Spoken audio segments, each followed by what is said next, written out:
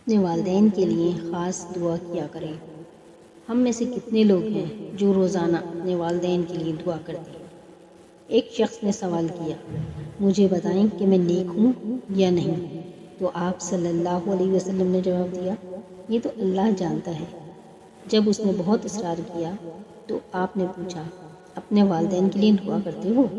جواب دیا ہاں۔ تو اس کو کہا، تم نیک ہو۔ رسول صلی اللہ علیہ وسلم نے فرمایا، انسان جب دنیا سے جاتا ہے تو 3 چیزیں باقی رہ جاتی ہیں، باقی سب اعمال منقطع ہو جاتے ہیں۔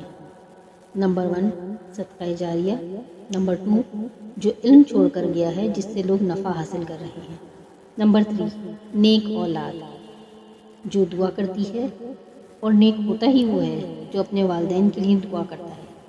ضروری نہیں کہ والدین فوت ہو جائیں تبھی ان کے لیے دعا کی جائے، زندگی میں بھی ان کے لیے دعائیں کریں، ان کے جانے کے بعد بھی دعائیں کریں۔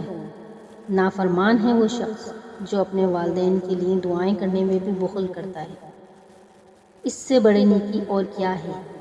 کاش کہ یہ عادت بنے جو نیک لوگوں کی عادت ہے اور آج بھی ہے۔ جب بھی آنکھ کھلے رات کو کسی بھی وقت دعا کریں، اللہ مجھے معاف فرما، میرے والدین کو بھی معاف فرما، اور اس کی اولاد کو بھی معاف فرما۔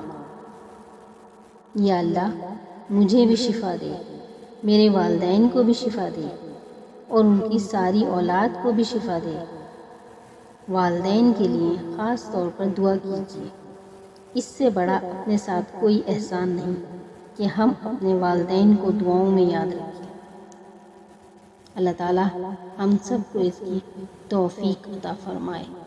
آمین ثم آمین یا رب العالمین۔